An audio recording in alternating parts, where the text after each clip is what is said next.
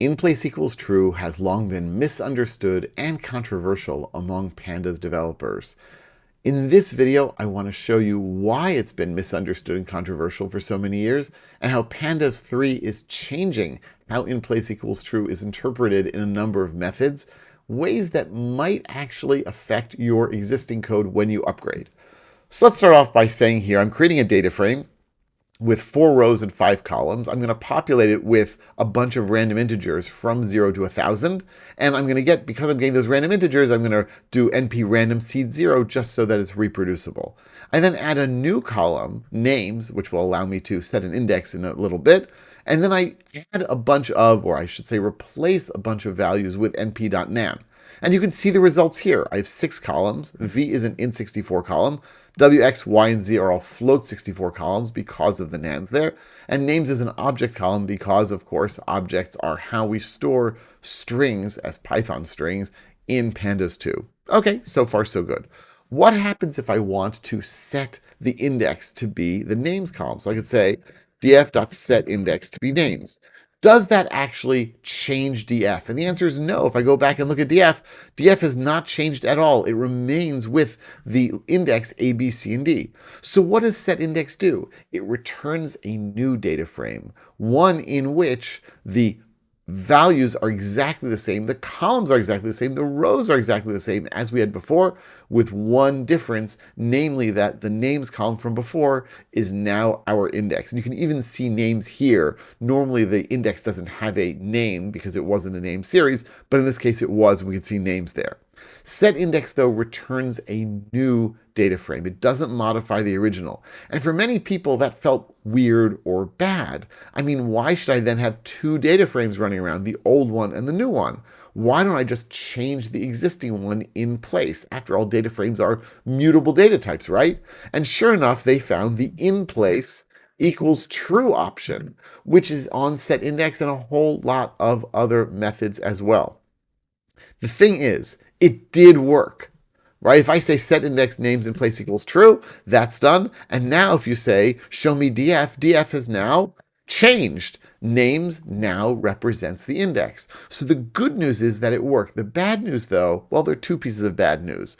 One is that when you have in place equals true in Pandas 2, the method will return none. And that stops any method chaining you want to do cold. Because if you get none back, it has no methods. You can't run anything on it. And so that's the end of any method chain. No more searching, no more grouping, no more extracting. That is it. You'd have to start the method chain all over again with df.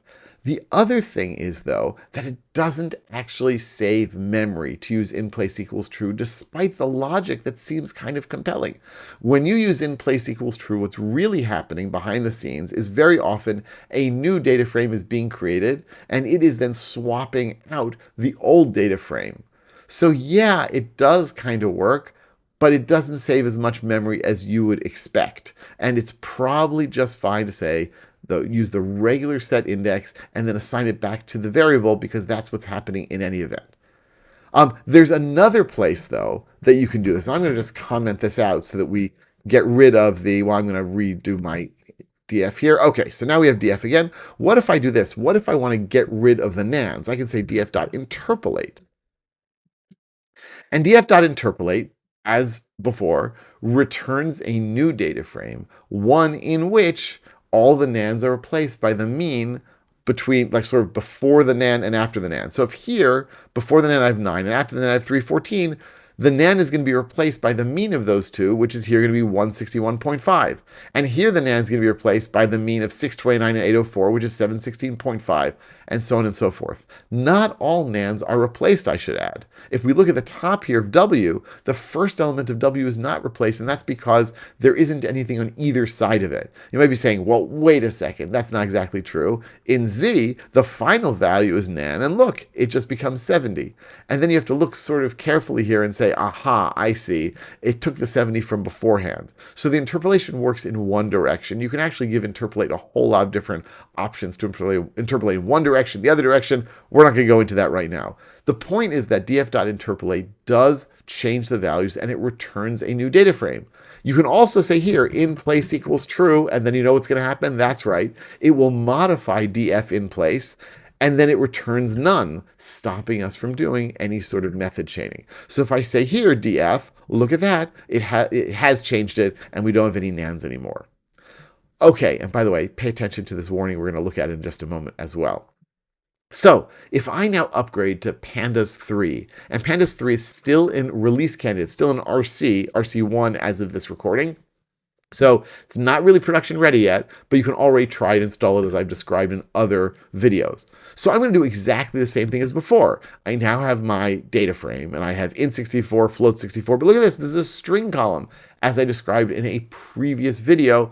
In Pandas 3, we have an actual string type based on PyArrow, and it's not using Python strings anymore.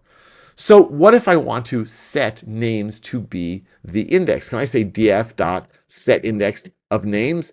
Absolutely I can. And what do I get back? That's right. I get back a new data frame and it displays it here. Fantastic. But what if I want to supposedly save memory? Again, not really, but what if I'm convinced that it will be the case? I can say in place equals true. And look at this, in Pandas 3, it will also return none. And now we have modified our data frame, and now we can see that it has changed. So in place equals true with set index and a number of other methods has not changed at all. It still does not save you memory. It's still not necessarily a useful idea, but if you insist and you really want to do it, it will have the same behavior as before. But what if I say df.interpolate? Interpolate, as before, it will interpolate those values and it works just fine. But what if I say interpolate in place equals true? This is where things change. Look at this. It gave me a value back. Yes, it did change the value of df. Yes, it did replace all the nans in there with the mean of the values before and after each nan. But it also returned the new data frame, or I should say returned the modified data frame. And that is the big change in Pandas 3. In Pandas 3, a number of methods, the methods that modify the values in the data frame, such as interpolate, such as fill NA, such as ffill and bfill for front fill and back fill, those you can call them with in place equals true, and that will modify the data frame's values, but it will also return the updated data frame, allowing you to use it in method chains. Now, this is good to know, first of all, because it demonstrates that Pandas is taking people's considerations into their thoughts and considerations when they update the system. And you can see here that in PDEP 8, which was written nearly 3 years ago, they had this all laid out, that there are 4 different types of in place equals true situations, and when are we going to allow people to get the value back, and when are we not going to allow it. That said, if you are using in place equals true because you think you're saving memory, you are not. It is not saving you any memory, and you should not be using it for those purposes. In fact, I would argue you should basically never be using in place equals true anyway, just because it's not really going to help you overall. Now, I want to show you 2 more things having to do with this that are not directly having to do with in place equals true, but are sort of part of that. So I'm just going to comment out what I did here, just because I want to avoid these sorts of issues. And I'm going to go back and just redefine my data frame. Okay, so we've seen my data frame here. What happens if I now say df.interpolate without in place equals true? What's it going to tell me? Now, if you remember when we were in Pandas 2 and I tried to interpolate, it said, hey, future warning, data frame interpolate with object dtype is deprecated and will raise in a future version. What does that mean? It means that when I ran interpolate before, I had an integer column, okay, I had a float columns, and I had an object column.